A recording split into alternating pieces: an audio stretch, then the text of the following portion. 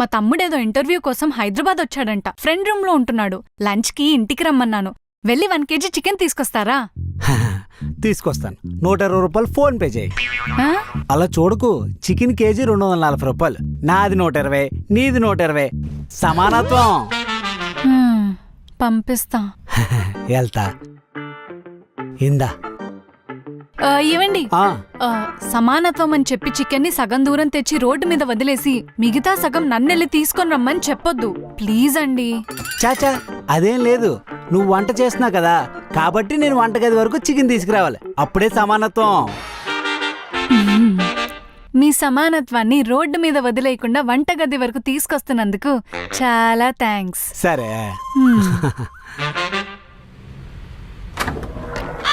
రారా తమ్ముడు. ఏంట్రా అలా నల్లగైపోయావు?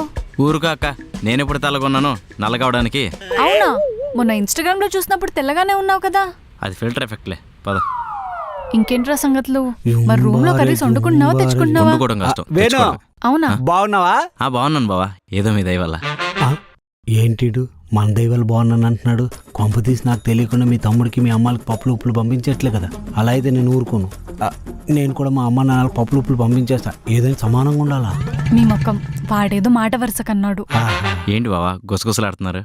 గుసగుసలు కాదు, సమానత్వం గురించి డిస్కస్ చేస్తున్నాం. ఓకే సరే తమ్ముడు, నువ్వు వెళ్ళి ఫ్రెష్ అవ్వు, నేను నీకు వడ్డిస్తాను. సరే అక్క.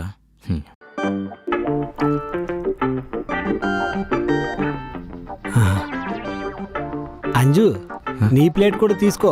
ముగ్గురికి సమానంగా వడ్డించు. అలా సమానంగా వడ్డించుకోవడం ఎందుకు బావా? ఎవరికి ఎంత కావాలంటే అంత తినేవు. లేదు లేదు, అలా కుదరదు. ముగ్గురికి సమానంగా వడ్డించాలి. ఒక్క మెతుకు తేడా వచ్చినా నాకు మెంటలు వచ్చేస్తుంది. సరే సరే, నేను వడ్డించుకుంటాను.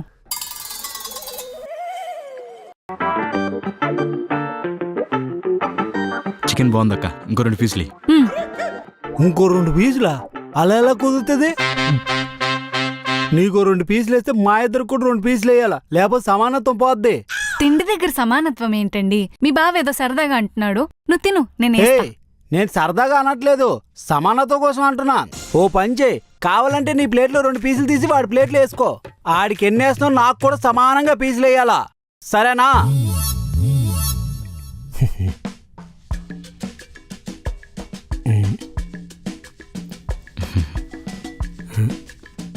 ఏంటి బా మధ్య అలా కూర్చున్నావు? సమానంగా కూర్చో. దీంట్లో కూడానా? బామ్మద్ది, తొందరగా పెళ్లి చేసుకోవచ్చు కదా. మీ ఇంటికి భోజనంకి వస్తాను. ఏం బావా, నేను పెళ్లి చేసుకుని కాపురం పెడితే చూడాలని ఉందా? అంతేలే, ఏ బావైనా బామ్మర్ది మంచిగా కోరుతాడు. చాచా అది కాదు, నువ్వు మా ఇంటికి భోజనంకి వచ్చావు కదా, నువ్వు పెళ్లి చేసుకుని కాపురం పెట్టావనుకో, అప్పుడు నేను మీ ఇంటికి భోజనంకి వస్తాను. అప్పుడు సమానత్వం అయిపోద్ది. అందుకే పెళ్లి చేసుకోమంటున్నా. నీ సమానత్వం తగలయ్యా. తీసుకోరా, నీకు థమ్సప్ ఇష్టమని తీసుకొచ్చాను. తాగు. తీసుకోండి. ఏంటలా చూస్తున్నారు? వాడి గ్లాస్లో ఎంత పోసానో మీ గ్లాస్లో కూడా అంతే పోసాను. సమానంగానే ఉంది, తాగండి. సమానంగా లేదు. వాడికి ఇష్టం అని చెప్పి థమ్సప్ తీసుకొచ్చో, నాకు ఇష్టమైన లెమ్కా తీసుకురాలేదు. ఇంకేం సమానత్వం? వాడికి థమ్సప్ ఇష్టం కాబట్టి ఏదో వైన్ తాగినట్టు ఆస్వాదిస్తూ తాగుతున్నాడు. నాకు థమ్సప్ ఇష్టం లేదు కాబట్టి కషాయం తాగినట్టు తాగాలా? ఇదేం సమానత్వం?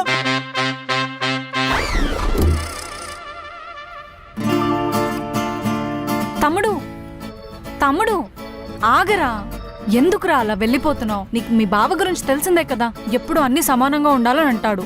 వదిలేరా. అక్క, దాన్ని సమానంగా ఉండడం అనరక్క, సావు కొట్టడం అంటారు. ఈ మనిషితో అక్క నువ్వు ఇన్ని రోజులు కాపురం చేస్తుంది. నీ కాలు తీసుకుని కట్టప్పలాగా నెత్తిని పెట్టుకోవాలనిపిస్తుంది. కానీ నాకు అంత ఓపిక లేదక్క. ఇంకెప్పుడు నీటికి రాను. బాయ్. తమ్ముడు, రే సమానత్వం చెప్తారా నీ పని?